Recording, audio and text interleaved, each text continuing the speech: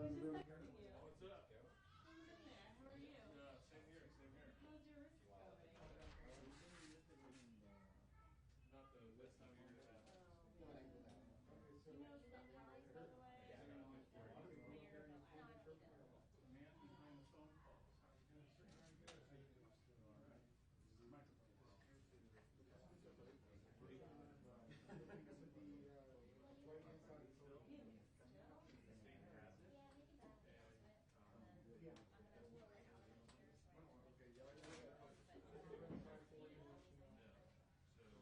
something happens, okay, so they're going to give up the 2 minutes, so you want me to stand a phone with you and tell you when it's delay? yeah, so Well, it's city manager's freaking out. well, I was going to say, obviously talking to the governor, but we Since have our little wires are zooming, so we just opinions with the staff too. Yeah. okay, so you're wire right now. With the staff, I guess. Yeah. Taylor? Right now. Where is she? I know I have not seen her. I would totally know she's here. We're very good friends. Yeah, we've been friends. We are,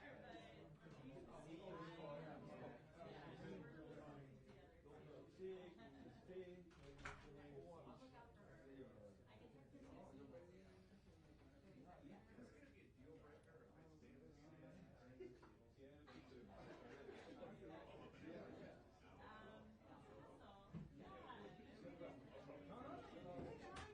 Hello, everybody. Mic check 1 2. Everybody, got a mic check.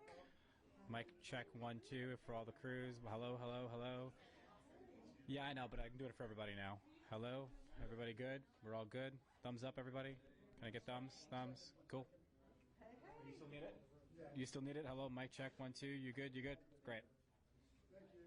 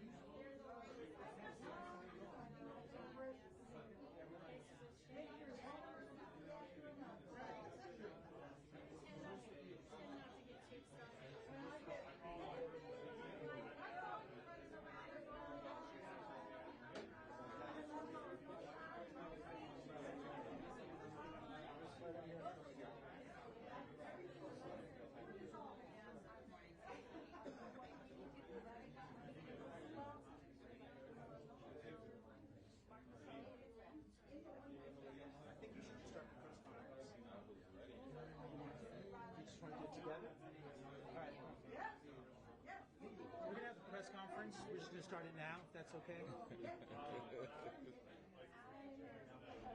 Did you go to the one this morning? Well, not with the governor, but the mayor had one. I went to the governor's one yesterday in Bar. Yeah, it was you and Debbie Mayfield. I think the whole delegation was there except for one, Tyler Shapiro. I miss your manager, not. Yeah. Guys, we've got about 3 minutes. Yeah, I asked him if you don't mind. I'm getting positioned. Yeah, okay. I mean, Six. And it's all Republican. of course. Every now and then I hear something. But I'll tell you what, we have, like, I don't think we have any problems in our delegation. Our delegation meeting goes fine. If we have a local bill, everybody votes for it there. Well, that's not us. Fight It's just every time. outside of us. Yeah. They had you all over the We vote down local bills in delegation meetings. I don't think I can ever remember maybe one or two contentious. Fix it. That's every meeting for us. Fix it. Hey David, don't forget for a chance. Hey.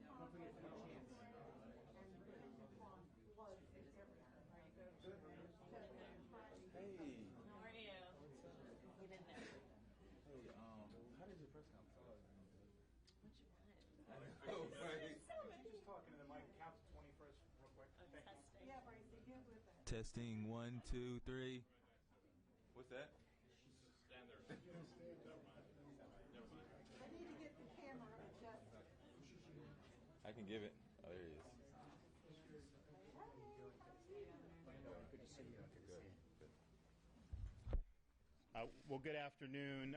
As you know, Hurricane Dorian continues to strengthen and continues to advance towards Florida. We've been very clear with folks for a number of days now, but you need to take preparations for this storm if you haven't already.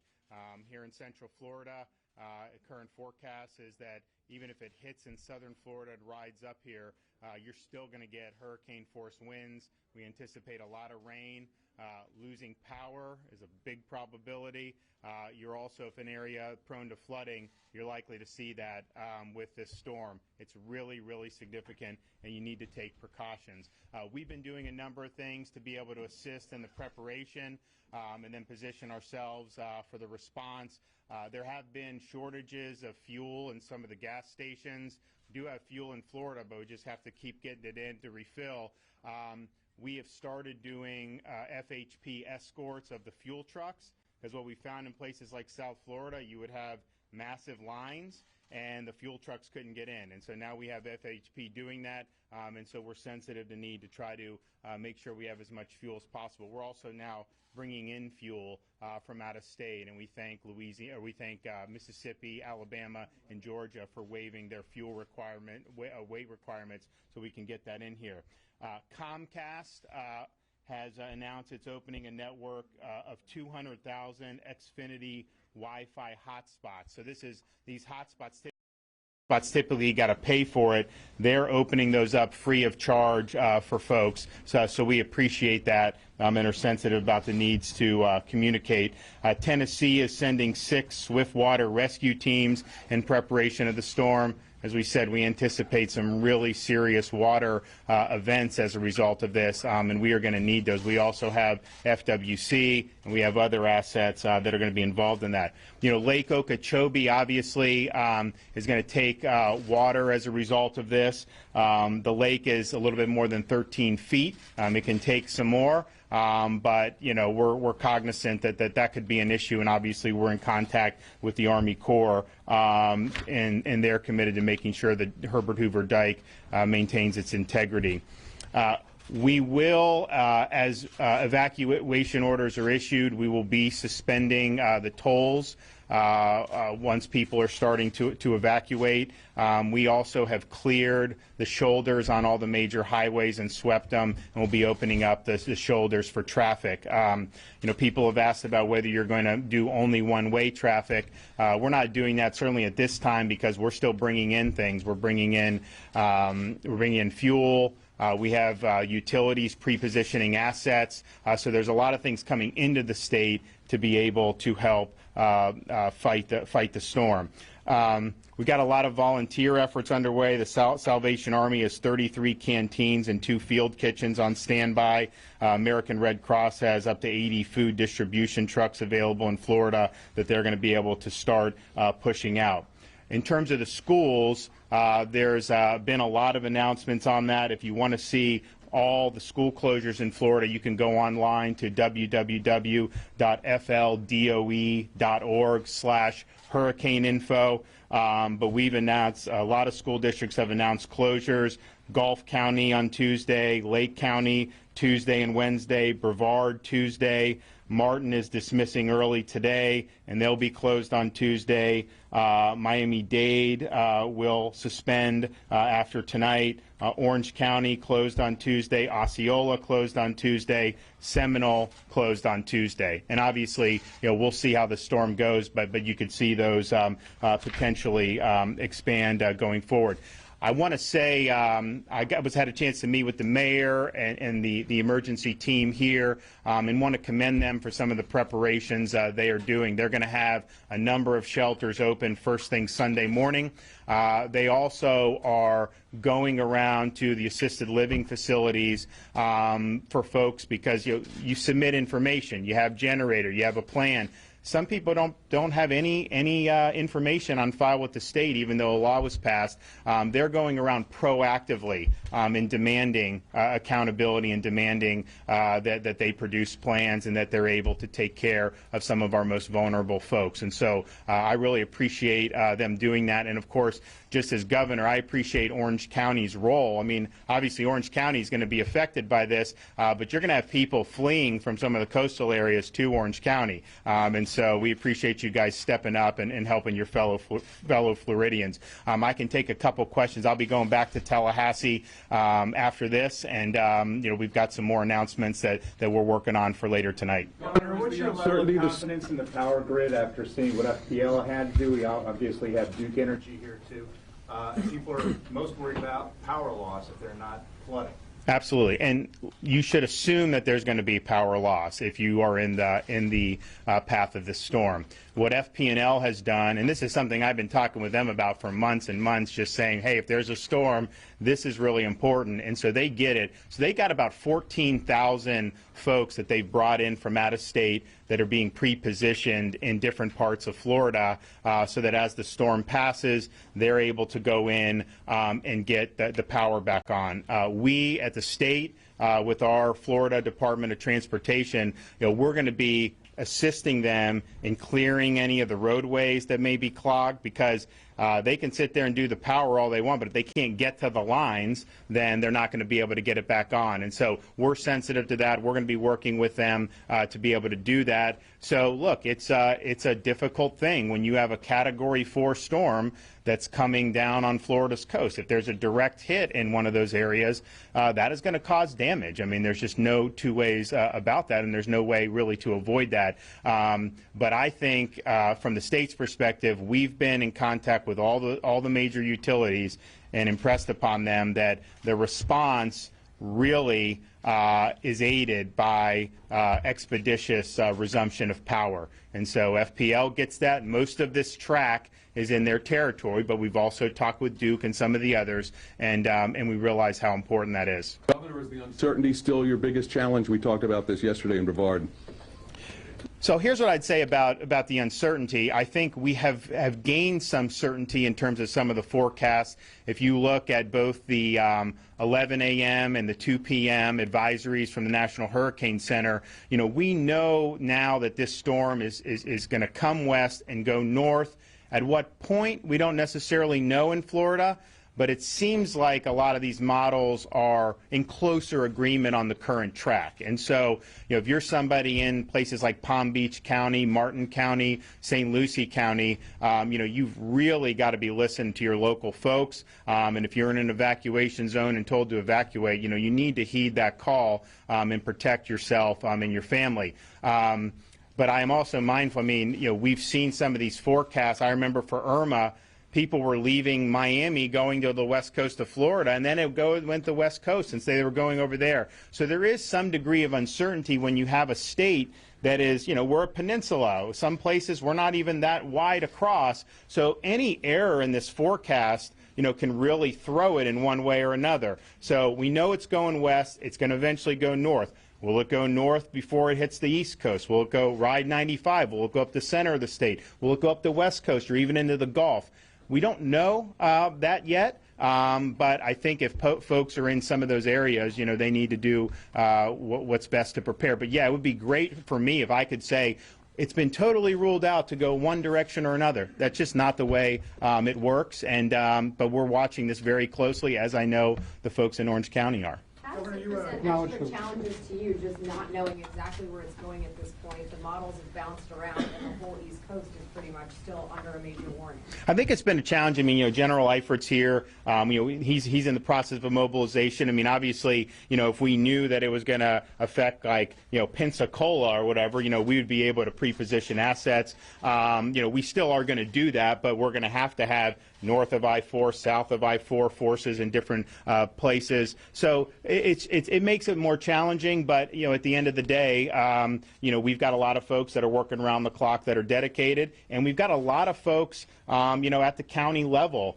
who are really, really working hard. And I think that it stinks that we're here for yet another season of storms. The flip side of that is we've got a lot of corporate knowledge in Florida. We've got folks that are tried, true, and experienced, and this isn't their first rodeo. So that is helpful when we at the state level are dealing with the folks locally. I've also been in contact with probably half of the president's cabinet. We've been in contact with the Commerce Department, which houses NOAA. We're going to have a NOAA representative in the EOC in Tallahassee. I spoke with the Secretary of Defense about potentially providing support as General Eifert deems would be necessary on that end, and he was very supportive. So I think we've got a lot of folks that realize this is serious, and I think the fact that the president canceled his trip overseas is proof that the federal government's looking to be helpful on this as well. We have time for one more question, guys. One more. What do you say to people who may be in that evacuation zone, or people who have decided they will not evacuate, even if they should be doing that?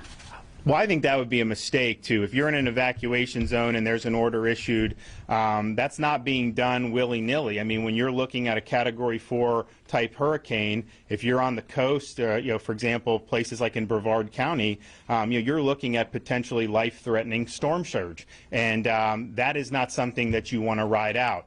If you evacuate and then the storm turns somewhere else, you go back, you haven't lost anything. If you choose not to evacuate and the storm hits, that's something that could potentially cost you your life, and it's just not worth doing. So please heed the calls of these officials when they make those decisions. And we obviously, at the state, I believe in kind of working collaboratively with folks at the local level because I think you end up making better decisions. But we're providing our input on areas of the state that we think are of concern in terms of evacuations. We're nearing the point now where I think some of these orders are going to need to come down, and just to give people, particularly in the southern part of the state, an opportunity to get in a safe place. But we will have another update from Tallahassee later tonight, and I really appreciate everybody here in Orange County for all the hard work they're putting in. Thank you. Thanks a lot. Appreciate it. Thank you. Absolutely. Let us know how we can be helpful. Yeah. Hey, good to see you. Thanks, Mayor.